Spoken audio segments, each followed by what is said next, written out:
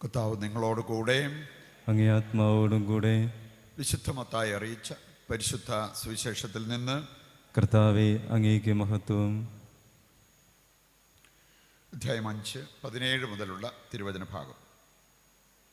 അക്കാലത്ത് യേശു തൻ്റെ ശിഷ്യന്മാരോട് അരുൾ ചെയ്തു, നിയമത്തെയോ പ്രവാചകന്മാരെയോ അസാധുവാക്കാനാണ് ഞാൻ വന്നതെന്ന് നിങ്ങൾ വിചാരിക്കരുത്.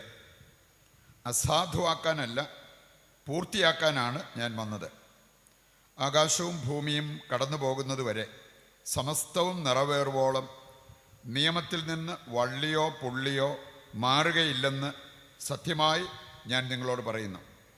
ഈ പ്രമാണങ്ങളിൽ ഏറ്റവും നിസ്സാരമായ ഒന്ന് ലംഘിക്കുകയോ ലംഘിക്കാൻ മറ്റുള്ളവരെ പഠിപ്പിക്കുകയോ ചെയ്യുന്നവൻ സ്വർഗരാജ്യത്തിൽ ചെറിയവനെന്ന് വിളിക്കപ്പെടും. എന്നാൽ അത് അനുസരിക്കുകയും പഠിപ്പിക്കുകയും ചെയ്യുന്നവൻ സ്വർഗരാജ്യത്തിൽ വലിയവനെന്ന് വിളിക്കപ്പെടും. കർത്താവിൻ്റെ സുവിശേഷം. ക്രിസ്തുവേ, അങ്ങേക്ക് സ്തുതി.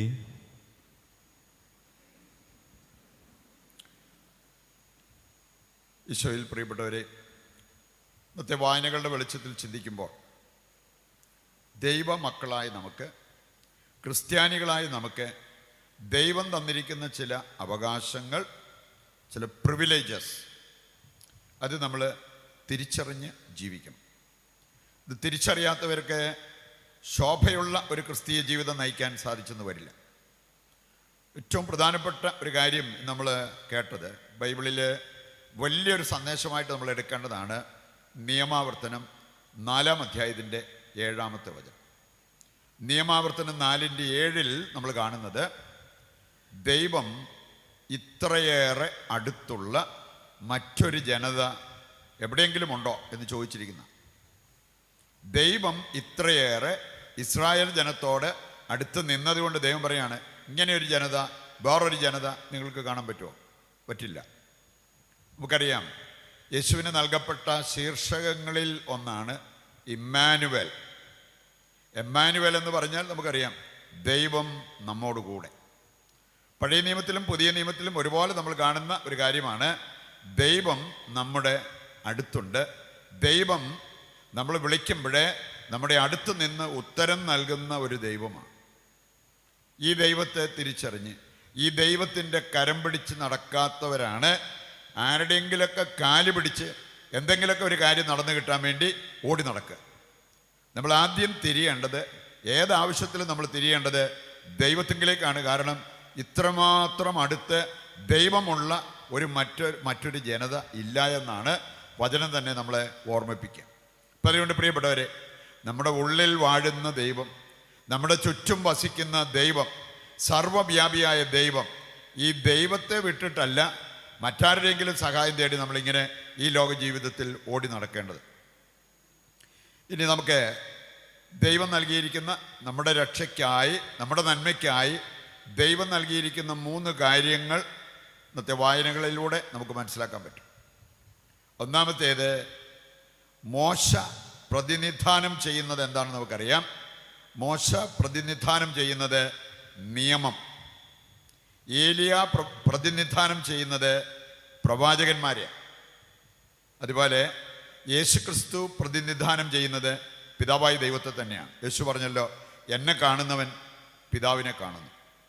നമ്മൾ കാണുന്നുണ്ട് ലൂക്ക 9-ാം അധ്യായം 28 മുതൽ വായിക്കുമ്പോൾ അവിടെ നമ്മൾ കാണുന്നത് യേശു രൂപാന്തരപ്പെടുന്ന ആ ഒരു രംഗമാണ്. അവിടെ സംഭവിച്ച കാര്യങ്ങളെ ഒന്ന് വായിച്ചു കഴിഞ്ഞാൽ നമുക്ക് മനസ്സിലാക്കാൻ സാധിക്കും. അവിടെ നമ്മൾ കാണുന്നുണ്ട്, രൂപാന്തരപ്പെട്ടപ്പോൾ യേശുവിന് എന്ത് സംഭവിച്ചു. ശിഷ്യന്മാർ, ഏറ്റവും കോർ ഗ്രൂപ്പ് എന്ന് പറയാവുന്ന 3 പേര്, പത്രോസ്, യാക്കോബ്, യോഹന്നാൻ, ഇവരെ മാത്രം കൂട്ടിക്കൊണ്ടാണ് ആ മുകളിലേക്ക് യേശു പോയത്. അവിടെ യേശു രൂപാന്തരപ്പെട്ടു. അവിടെ കാണപ്പെട്ട 2 വ്യക്തികൾ കൂടിയുണ്ട്. മോശയും ഏലിയായും അവനോട് സംസാരിച്ചു കൊണ്ടിരിക്കുന്നതായിട്ട് അവർക്ക് കാണാൻ കഴിഞ്ഞു. അപ്പം അതുകൊണ്ടാണ് ഞാൻ പറഞ്ഞ്, ഈ 3 വ്യക്തിത്വങ്ങൾ നമ്മൾ മനസ്സിലാക്കിയിരിക്കേണ്ടതാണ്. ഈ 3ഉം നമുക്ക് നമ്മുടെ രക്ഷയ്ക്ക് ആവശ്യമായിട്ടുള്ള കാര്യങ്ങളാണ്. മോശ നിയമം, ഏലിയ പ്രവാചകന്മാർ, യേശുക്രിസ്തു പിതാവായ ദൈവത്തിൻ്റെ സ്നേഹം.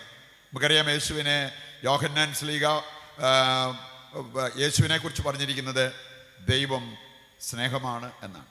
ദൈവം സ്നേഹമാണ്. പറയുണ്ട് ഈ 3 കാര്യങ്ങൾ നമ്മുടെ ഹൃദയത്തിൽ സ്ഥാനം പിടിക്കേണ്ടതാണ്. യേശു തന്നെ പറഞ്ഞു, നിങ്ങൾ ചിന്തിക്കുന്നുണ്ടോ ഞാൻ നിയമങ്ങളെ അസാധുവാക്കാൻ വന്നതാണെന്ന്? അല്ല. പക്ഷെ നമ്മൾ കുറേ നിയമങ്ങൾ പാലിച്ച് ജീവിച്ചാൽ മാത്രം മതിയോ? പോരാ. ഇത് രണ്ടും എന്താണ് നമ്മളെ പഠിപ്പിക്കുന്നത് എന്ന കാര്യം നമ്മൾ തിരിച്ചറിയേണ്ടതായിട്ടുണ്ട്. നമുക്ക് നിയമങ്ങൾ ആവശ്യമാണ്, നിയമങ്ങൾ പാലിക്കുന്നത് നമുക്ക് ആവശ്യമാണ്. ഇന്നത്തെ ആദ്യ വായനയിൽ നമ്മൾ കേട്ടതാണ്, കർത്താവിൻ്റെ കൽപ്പനകളും നിയമങ്ങളും അനുസരിച്ചാൽ നിങ്ങൾ മറ്റാരെയുംകാൾ ജ്ഞാനവും വിവേകവുമുള്ളവരാകും. ഇതിൻ്റെ കുറവാണ് ഇന്ന് പലരുടെയും കുറവ്. പഴയതുപോലെ നമുക്ക് ദാരിദ്ര്യ ദുഃഖമില്ല. പഴയതുപോലെ നമുക്ക് രോഗം വന്നാൽ മരണം സംഭവിക്കുന്ന അവസ്ഥയില്ല. നമുക്ക് മെഡിക്കൽ അഡ്വാൻസ്മെൻ്റ് അതുപോലെ ആയിട്ടുണ്ട്. അതുപോലെ തന്നെ അധ്വാനിക്കാൻ തയ്യാറാണെങ്കിൽ നമുക്ക് ജീവിച്ചു പോകാനുള്ള വരുമാനം കണ്ടെത്താൻ എളുപ്പമാണ്. ഇതെല്ലാം വന്നിട്ടുണ്ട്. പക്ഷേ ഇന്നും പരിതാപകരമായ അവസ്ഥയിൽ ജീവിക്കുന്ന ക്രിസ്ത്യാനികളുണ്ട്. അതിൻ്റെ കാരണം ഈ ജ്ഞാനവും വിവേകവും ഇല്ലാത്തത്. നമ്മൾ എവിടെയാണ് ശ്രദ്ധ കേന്ദ്രീകരിക്കേണ്ടത്, ഓരോ സമയത്തും നമ്മൾ എന്താണ് ചെയ്യേണ്ടത്, ഇതൊക്കെ അറിയണമെങ്കിൽ നമുക്ക് വിവേകം വേണം, ജ്ഞാനം വേണം. അതെവിടെ നിന്ന് കിട്ടും? അതിനാ പറഞ്ഞിരിക്കുന്നത് ദൈവത്തിൻ്റെ കൽപ്പനകളും ചട്ടങ്ങളും അനുസരിച്ച് ജീവിക്കുക. അനുസരിക്കുമ്പോൾ നിങ്ങളെ ഞാൻ മറ്റു ജനതകളെക്കാൾ ജ്ഞാനമുള്ളവരാക്കി മാറ്റും, വിവേകമുള്ളവരാക്കി മാറ്റും. നിങ്ങളുടെ ജീവിതത്തിൽ പരാജയങ്ങൾ സംഭവിക്കില്ല.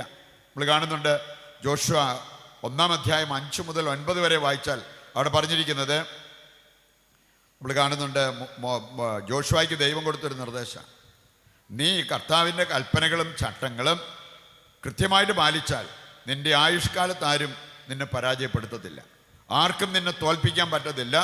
അതുപോലെ നീ വിവേകിയായിരിക്കും, ജ്ഞാനിയായിരിക്കും, സുരക്ഷിതനായിരിക്കും. ഇതാണ് ജോഷുവയ്ക്ക് ദൈവം കൊടുത്ത ഒരു നിർദ്ദേശം. പറയുന്നുണ്ട്, പ്രിയപ്പെട്ടവരെ, കർത്താവിൻ്റെ കൽപ്പനകളും ചട്ടങ്ങളും അനുസരിച്ച് ജീവിക്കാൻ കടപ്പെട്ടിരിക്കുന്നവരാണ് നമ്മൾ ഓരോരുത്തരും. വീണ്ടും നമ്മൾ കാണുന്നുണ്ട് പ്രവാചകന്മാർ, അത് റെപ്രസെൻ്റ് ചെയ്യുന്ന ഒരു വ്യക്തിയാണ് ഏലിയ എന്ന് നമ്മൾ കണ്ടു. യേശുവിൻ്റെ രൂപാന്തരീകരണ സമയത്ത് ഏലിയായും അവിടെ സന്നിഹിതനായിരുന്നു എന്നുള്ളത് നമുക്ക് ബൈബിൾ വായിക്കുമ്പോൾ മനസ്സിലാക്കാൻ പറ്റും. നമ്മൾ കാണുന്നുണ്ട് ലൂക്കായുടെ സുവിശേഷം 16-ാം അധ്യായത്തിൽ ഒരു ധനവാന്റെയും ലാസറിൻ്റെയും ഉപമ. ഇനി അവിടെ നമ്മൾ കാണുന്നുണ്ട് ലാസറിനെ ഒന്ന് അയക്കണമേ എന്ന് ആവശ്യപ്പെട്ട ഒരു വ്യക്തിയാണ് ധനവാൻ. കാരണം നരകാഗ്നിയിൽ കിടന്നപ്പോൾ ഒരല്പം വെള്ളം കിട്ടാൻ ആഗ്രഹിച്ച് അവൻ പറഞ്ഞു, ലാസറിനെ ഒന്ന് വിടുവാണെങ്കിൽ എൻ്റെ നാവിലൊന്ന് വെള്ളമൊഴിച്ച് നനച്ചു തരാൻ പറ്റുമല്ലോ. കാരണം അവന് ഞാൻ ഒരുപാട് ഉപകാരങ്ങളൊക്കെ ചെയ്തിട്ടുണ്ട്, അവനെ ഞാൻ ആട്ടി ഓടിച്ചിട്ടൊന്നുമില്ല. പക്ഷെ അതിന് മറുപടിയായിട്ട് അവിടെ പറയപ്പെട്ട ഒരു കാര്യം ഈ അധ്യായം വായിക്കുമ്പോൾ നമുക്ക് കാണാൻ സാധിക്കും, അത് നടക്കത്തില്ല. കാരണം നിങ്ങൾക്കും ഞങ്ങൾക്കും ഇടയിൽ വലിയ ഗർത്തമാണ്. ഇവിടെ നിന്ന് ആർക്കും അങ്ങോട്ടും വരാൻ സാധിക്കില്ല, അവിടെ നിന്ന് ഇങ്ങോട്ടും വരാൻ സാധിക്കില്ല. എന്നാൽ പിന്നെ എൻ്റെ സഹോദരന്മാർ ഭൂമിയിലുണ്ട്, അവർ നരകത്തിൽ പോകാതിരിക്കാൻ അവരുടെ പക്കലേക്ക് ലാസറിനെ ഒന്ന് അയക്കാമോ? മറുപടിയായിട്ട് ദൈവം പറഞ്ഞ ഒരു കാര്യം അവിടെ നമുക്ക് കാണാൻ സാധിക്കും. പിതാവായ അബ്രാഹത്തിൻ്റെ സ്വരം അവിടെ നമുക്ക് കേൾക്കാൻ പറ്റും. അവർക്ക് പ്രവാചകന്മാരുണ്ട്, അവരെ കേൾക്കട്ടെ. പ്രവാചകൻ്റെ സ്വരം എന്ന് പറഞ്ഞാൽ ദൈവത്തിൻ്റെ തന്നെ സ്വരമാണ്. പ്രവാചകൻ എന്ന് പറഞ്ഞാൽ ദൈവത്തിൻ്റെ ശബ്ദം. ഇനി ഇത് നമുക്കെല്ലാവർക്കും ഉണ്ട്, നമുക്ക് ലഭിക്കുന്നുണ്ട് ഈ ശബ്ദം. ഇന്ന് നമുക്ക് ബൈബിൾ തുറന്നാൽ കിട്ടുന്ന എന്താണ്? ദൈവത്തിൻ്റെ സ്വരം. ദൈവത്തിൻ്റെ സ്വരം ശക്തിയുള്ളതാണെന്ന് സങ്കീർത്തനങ്ങൾ നമ്മളെ പഠിപ്പിക്കുന്ന കാര്യമാണ്. പറയുണ്ട്, ബൈബിള് വാങ്ങിച്ച് വീട്ടിൽ വെച്ചാൽ പോരാ, ബൈബിള് വായിക്കുമ്പോഴാണ് ദൈവത്തിൻ്റെ സ്വരം നമ്മൾ കേൾക്കുക. എൻ്റെ പ്രിയപ്പെട്ടവരെ, ആ വചനം അനുസരിക്കാൻ തുടങ്ങുമ്പോഴാണ് നമ്മൾ ജ്ഞാനികളായിട്ട് വിവേകികളായിട്ട് മാറുക. ഇതിനെല്ലാം അവസരം നമ്മുടെ മുമ്പിൽ ഉണ്ടായിട്ട് നമ്മളത് പ്രയോജനപ്പെടുത്താതെ പരിതാപകരമായൊരു ക്രിസ്തീയ ജീവിതം നയിക്കുന്നത് ഒരിക്കലും ഒരു ക്രിസ്ത്യാനിക്ക് ഭൂഷണമല്ല. പറയുണ്ട്, പ്രവാചകന്മാർ നമുക്ക് വേണം. പ്രവാചകന്മാരുടെ സ്വരം നമ്മൾ ശ്രവിക്കണം, അനുസരിക്കണം. അവരെ ശ്രവിക്കുമ്പോൾ ദൈവത്തെ തന്നെയാണ് നമ്മൾ അനുസരിക്കുന്നത് എന്ന യാഥാർത്ഥ്യം നമ്മൾ തിരിച്ചറിയേണ്ടതായിട്ടുണ്ട്. മൂന്നാമത്തെ നമുക്കറിയാം, ഏറ്റവും പ്രധാനപ്പെട്ടത് യേശു നമ്മുടെ ഉള്ളിൽ വസിക്കണം. യേശുവിൽ വാസം ചെയ്യാൻ നമുക്ക് സാധിക്കണം. ഈ നിയമപാലകരെക്കാൾ നമുക്ക് സ്നേഹം ജീവിക്കുന്നവരായി മാറാൻ സാധിക്കണം. നമ്മൾ കാണുന്നുണ്ട് പഴയ നിയമത്തിലെ ചില കാര്യങ്ങളൊക്കെ കർത്താവ് പെർഫെക്റ്റ് ചെയ്യുന്നുണ്ട്. അതിനൊരു പൂർണ്ണത വരുത്തുന്ന യേശുവിനെ നമുക്ക് കാണാൻ പറ്റും. അതുകൊണ്ടാണ് ചില നിയമങ്ങളൊക്കെ ലംഘിച്ചു. നിയമം ലംഘിച്ചതെല്ലാം സ്നേഹം ജീവിക്കാൻ വേണ്ടിയായിരുന്നു, അല്ലാതെ സ്വന്തം സുഖത്തിന് വേണ്ടി, സ്വന്തം സൗകര്യത്തിന് വേണ്ടി, കഷ്ടപ്പാട് കുറയ്ക്കാൻ വേണ്ടി, അതിനൊന്നും വേണ്ടിയല്ല കർത്താവ് നിയമം ലംഘിച്ചത്. സ്നേഹം ജീവിക്കാൻ വേണ്ടി, സ്നേഹമാണ് ഏറ്റവും പ്രധാനപ്പെട്ടത് എന്ന് പഠിപ്പിക്കാൻ വേണ്ടി ചില അവസരങ്ങളിൽ നിയമം ലംഘിക്കുന്ന യേശുവിനെ സുവിശേഷങ്ങളിൽ നമ്മൾ കണ്ടെന്ന് വരും.